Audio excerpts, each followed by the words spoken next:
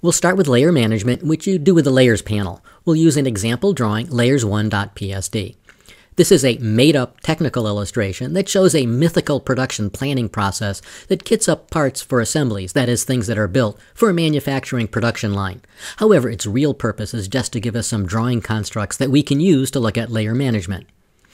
The drawing makes use of some features of Photoshop we haven't discussed yet, but will be, some later in this video and others later in this course.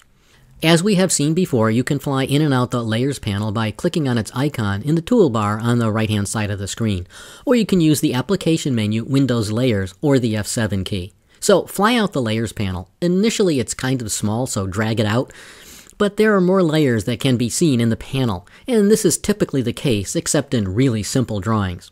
We are going to use the term layer in a generic sense, and consider a group as just a kind of layer. It will make it easier to describe things as we go along. The right side of the Layers panel has a thumb slide that you can use to scroll through the entire list of layers. Slide the thumb slide to the top of the panel so you can see the beginning of the list.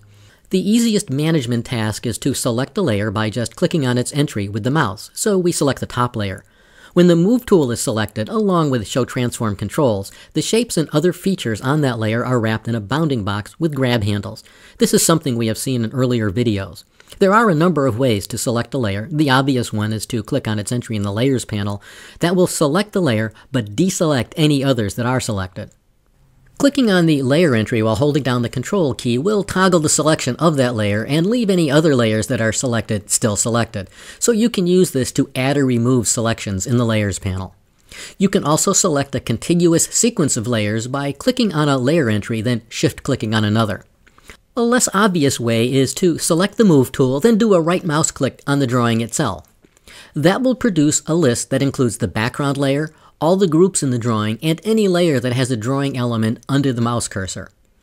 For example, with the Move tool selected, a right mouse click on the text Inspector that is below Part Request produces a list that includes Build Queue. Sliding over and clicking on Build Queue selects the Build Queue group in the Layers panel. You can see it is highlighted. Doing the same thing again, but clicking on Probe selects the Probe layer in the Layers panel.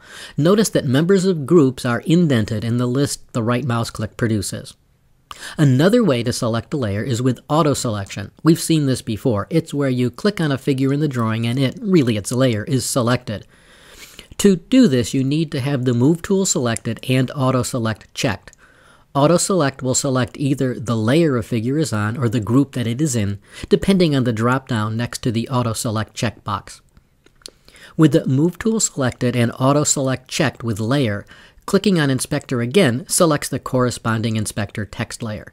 Changing auto select to group and clicking on Inspector selects the Kitting Queue group. So clicking on a figure selects its layer or group depending on the auto select settings, and also in effect deselects anything else that might have been selected. You can change this behavior by holding down the Shift key as you click on the figure.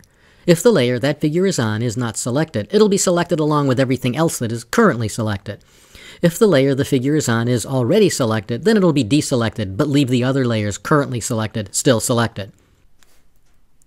There is one gotcha though. If you shift-click on a figure that is on a layer that is already selected, and that is the only layer selected, you will get an innocuous warning.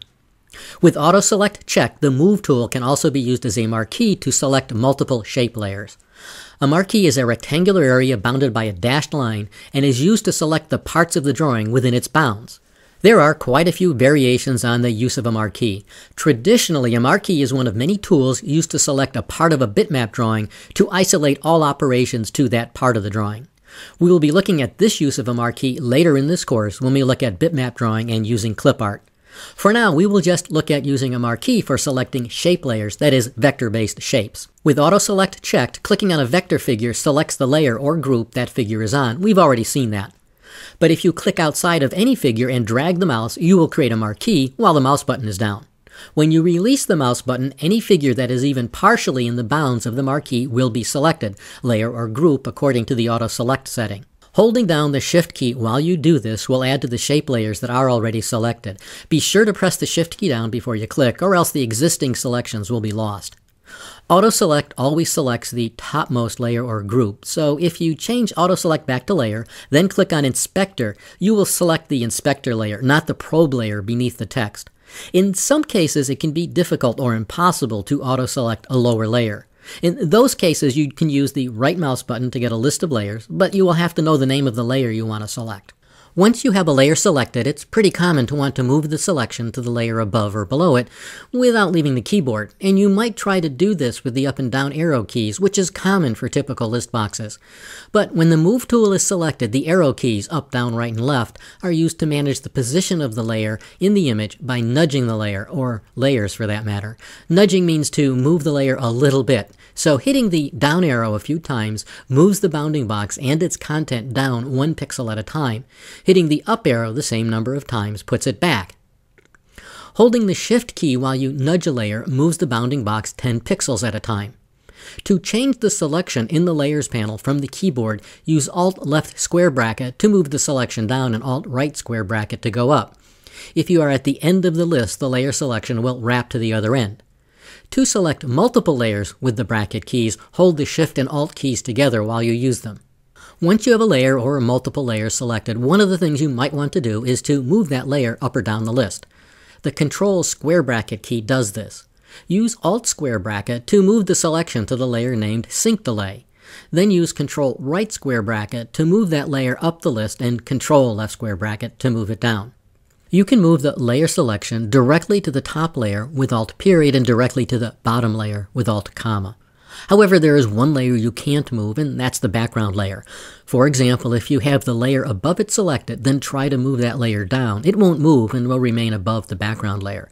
Likewise, if you select the background layer and try to move it, it won't budge.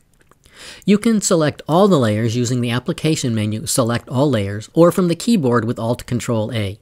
Likewise, you can deselect all the layers except the background layer from the application menu, select Deselect Layers, and from the keyboard with Alt-SS. Opacity affects everything on the layer. 100% opacity means that anything drawn on the layer completely covers anything below it, with one caveat. That's in normal blend mode. We'll be talking more about blend modes later. For now, though, everything we are saying about transparency is qualified by in normal blend mode. 0% opacity means that everything drawn on the layer is completely transparent. For example, select the probe layer labeled with the text Assembly Explosion. Adjust its opacity to 50%. There are 4 ways you can do this. One is to just type 50 Enter into the opacity value.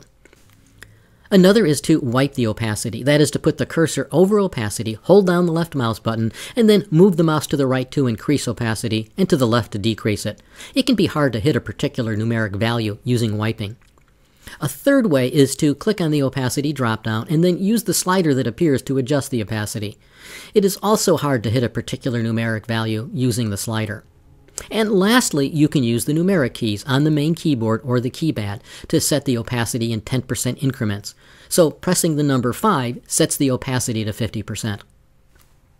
Notice that when the opacity is 50%, both the fill and stroke of the probe layer are more washed out than when the opacity is 100%. That's because you are seeing some of the white background layer through the fill and stroke of the probe layer. You can set the opacity to 100% by pressing a 0 key. Note that many of the numeric settings in Photoshop have direct numeric entry, wiping, and sliders, as opacity does. Fill affects transparency too, but only for the content that has been filled. It does not affect the transparency of a stroke, nor any of the effects applied to a layer. We'll briefly look at layer effects later in this video. So, setting the fill for the probe layer to 50% only makes the fill appear washed out, not the stroke that goes around the boundary of the probe layer. One thing to note about both the opacity and the fill is that the opacity or fill of a group is the limit for any layers in that group. So, for example, setting the opacity of the group to 50% does not directly affect the opacity settings of the layers in the group. The net opacity setting for a layer in a group is the product of its opacity setting times that of the group that it is in. Of course, groups themselves can be nested, so it could be the products of many groups and the layer's opacity.